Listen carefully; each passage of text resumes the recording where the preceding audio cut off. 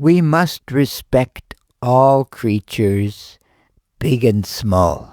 Wow, that's quite the statement, isn't it? What does this mean? Well, I guess this means basically that we must begin to truly protect the natural world. And that includes the bees, the bugs, the lowly cockroach, the insects, the mosquitoes, and all the rest of it. Even the food we eat, the meat we eat, we should aspire to ensure that it is treated respectfully, if that is at all possible, whatever that means. We have a young man who is redesigning our website, and he's from India. He's a Hindu, and he's told me that in the belief in reincarnation in Hinduism, that human beings are the highest form of life.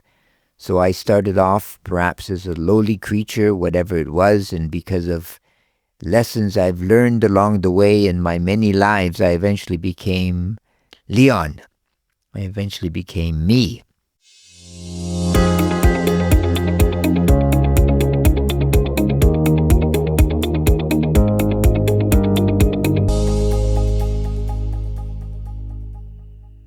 And I've always been quite respectful, tried to be respectful of nature, but this really gave me pause, quite honestly. So the other day, I have this full-length mirror in my bedroom, and I'm getting ready early in the morning to go off to teach, and I just noticed behind the mirror, there's this tiny cockroach. Now, my house is very clean, so there are virtually no cockroaches. I'm a bachelor and I live alone, so there's no food to eat, basically. But given normal circumstances, I would have just found a tissue and I would have collected her from the wall and I would have flushed her down the toilet, hoping that she survived the drop, so to speak. I'm told that probably she would, but of course there are no guarantees. This time, however, I let the cockroach alone because I thought to myself, gosh, that could have been one of my ancestors, so to speak. Maybe in this life they had fallen out and now they're going to start again. And similarly, the next evening I'm trying to sleep in my bed and there's a mosquito buzzing around my head, and I thought to myself, I'm going to kill this mosquito. And then I realized, no, perhaps once again, the mosquito is associated with a being who's trying to move along in their karmic journey. So I just put the blanket over my head and I also let the mosquito live.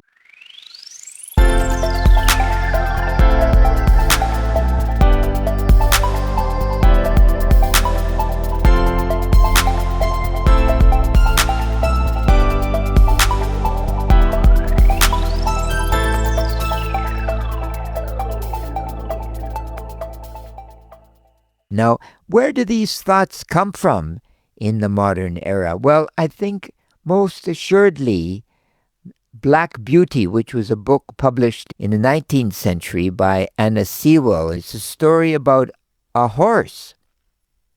Now, today this seems quite normal. We love horses like we love dogs, we love cats.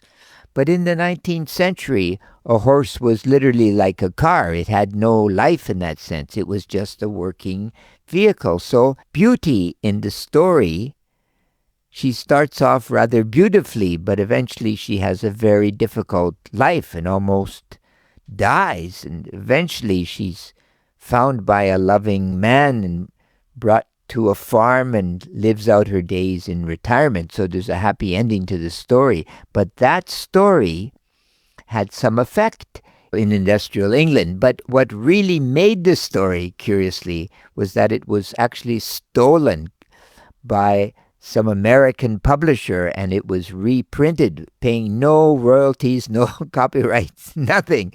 And it became a bestseller in the United States. Bit ironic, I think, in a way, that the story that changed our perception of animals, or certainly of horses, brought poor Anna Sewell very little money. I don't really know what happened. I'm sure there might have been lawsuits or whatever, but that is apparently the story, and this is the reason that we follow the story today.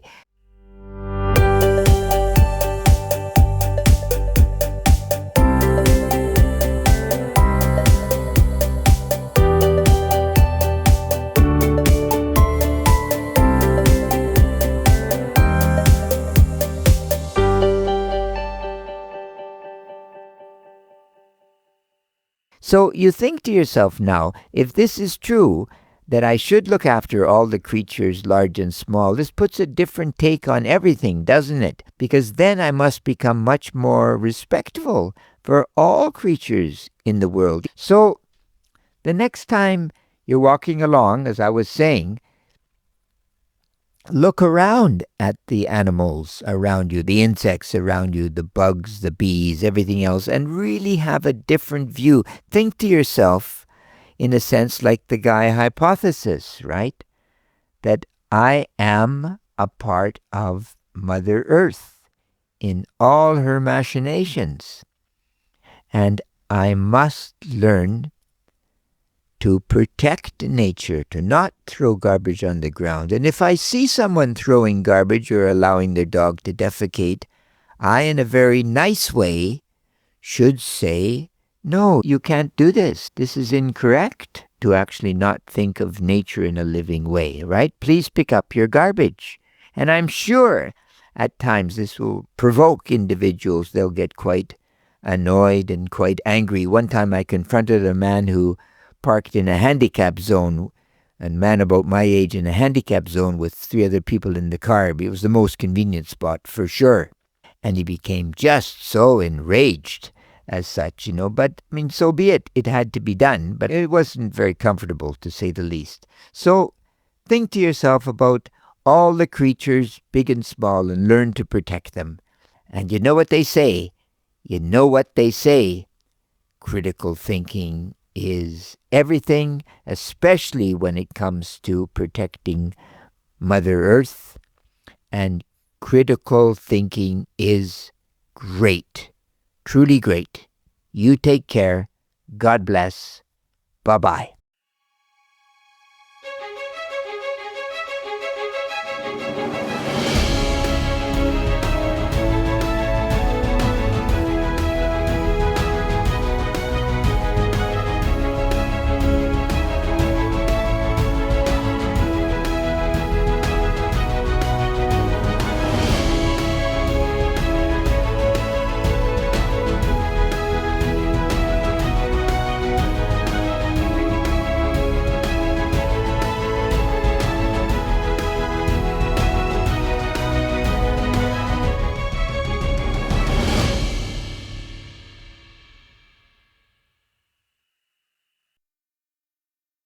Hello, everyone. Dave here. Today is July 20th. Today is the 29th day of our El Camino journey. We went from Las Herrerías to Samos.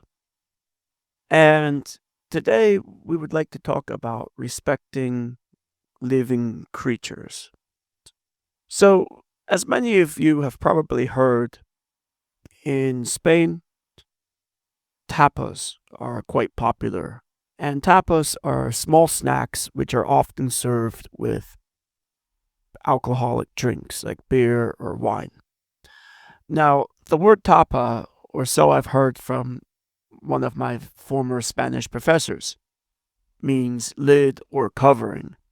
And the reason that it got this name, tapas, for the snack, is because a long time ago in medieval Spain, there were so many flies buzzing around everywhere that when wine was served, it was decided that a slice of bread had to be served with it, that one could place on top of the glass or the cup to try to keep the flies out. And this cover, this tapa, then eventually became tapas, which is where we get the word for these small snacks which are still being served today, generally after work. And let me tell you, before coming to Spain, Even though I heard this story about the tapas and the origin of the word, I really could not understand. Why?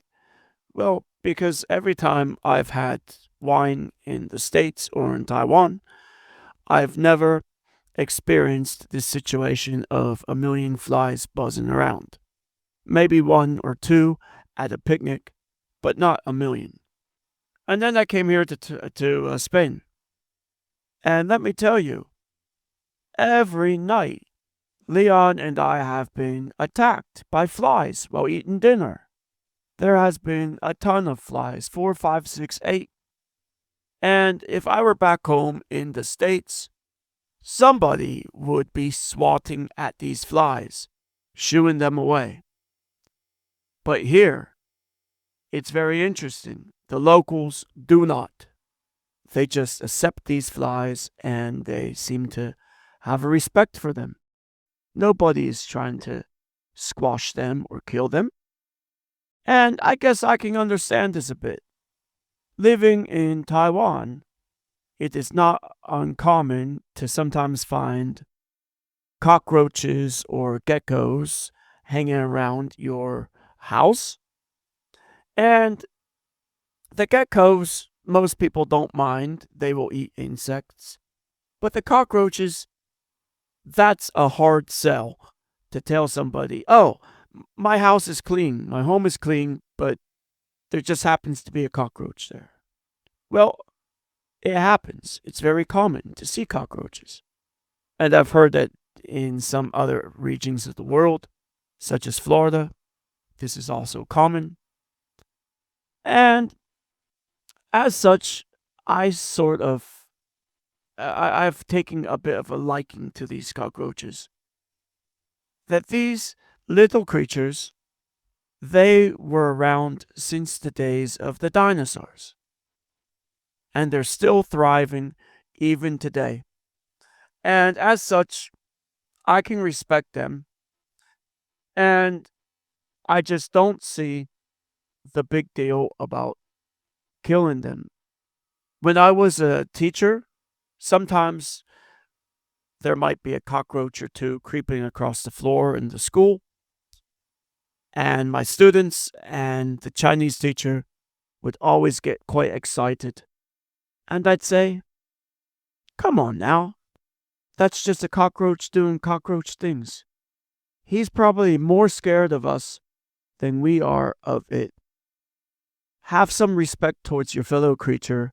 If it's not harming you, just let it go. Let it be. We don't need to kill it, exterminate it, just because we don't like it. What do you think, Leon?